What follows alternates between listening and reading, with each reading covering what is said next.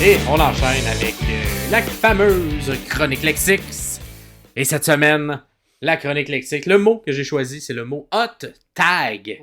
Hot tag. Je pensais que tu allais dire hot dog, j'avais faim. Non, pas hot dog, mais hot tag ou tag chaud. Le tag chaud. Ben oui. Et pour ceux, pour ça, dans la lutte, on sait tous un peu, si vous avez été déjà un enfant, vous avez joué à la tag, c'est de toucher un ami, une amie. Et c'est ça, c'est rendu à son tour de leader le jeu. Et c'est un peu la même chose dans des combats par équipe. Donc, les 2 lutteurs, les 3 lutteurs, ça peut être différent. Ça peut être jusqu'à 5, jusqu'à 6 dans un Survivor Elimination Match.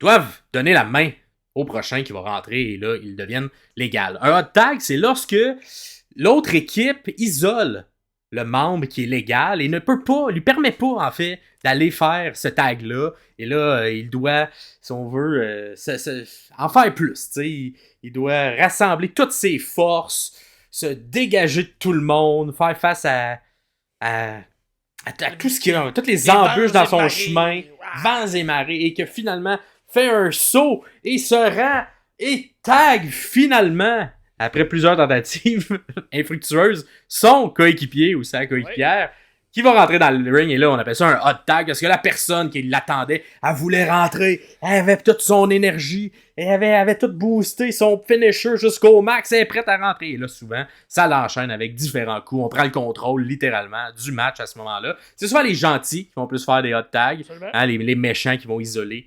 les gentils. Et là, éventuellement, il y a un hot tag qui se passe. C'est une vieille technique. Quand même une vieille technique de lutte qui était utilisée beaucoup, probablement même avant les années 80, qui était énormément utilisée au début là, des WrestleMania, les premiers WrestleMania. Sûrement que c'était utilisé même avant qu'il y ait un nom sur le terme, sur le probablement, parce que c'est une manière de construire l'histoire là, et d'avoir du hit auprès des méchants, parce que ça va pour le faire, et non, l'autre adversaire enlève les pieds, ou il y a un hot tag, mais l'arbitre ne regardait pas, on l'avait déconcentré. Fait c'est une manière de renforcer les méchants, et lorsque finalement le tag arrive, les gentils, ils ont de l'énergie, puis souvent vont peut-être même finir le match. Mais de nos jours, un peu moins, mais à une époque, un hot tag signifiait la fin du match par équipe, probablement, assurément. Maintenant, on est ailleurs dans la lutte, fait que c'est moins le cas, mais ça fait quand même un petit momentum lorsqu'un hot tag est fait. As-tu des souvenirs, toi, de hot tag qui t'ont marqué dans l'histoire? Ben, tu sais, je suis quand même un gros fan de lutte par équipe.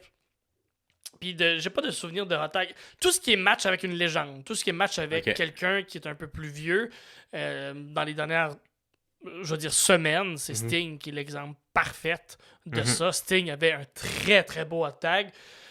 Surtout Darby Darby qui vend comme personne et qui était capable de... Les deux ensemble builder quelque chose de super le fun.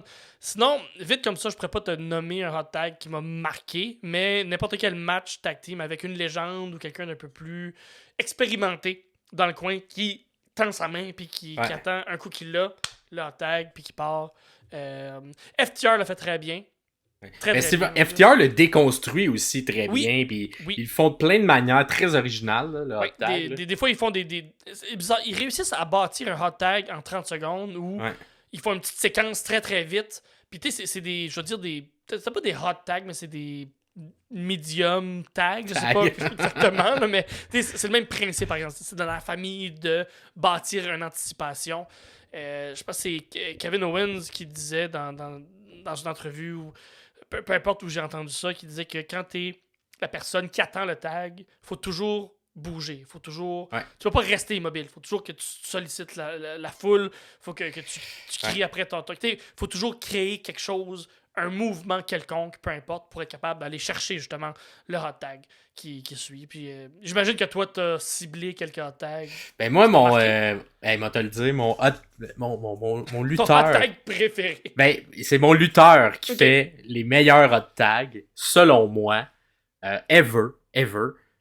C'est pas quelqu'un qu'on reconnaît de son apport des matchs par équipe. C'est quelqu'un qui a été beaucoup plus reconnu comme étant solo. Mais c'est une légende, c'est une vedette.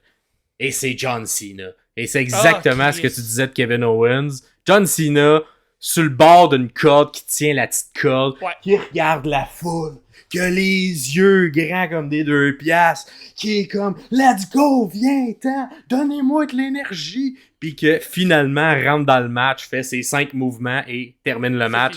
John Cena, c'était l'expert du hot tag pour finir des matchs par équipe.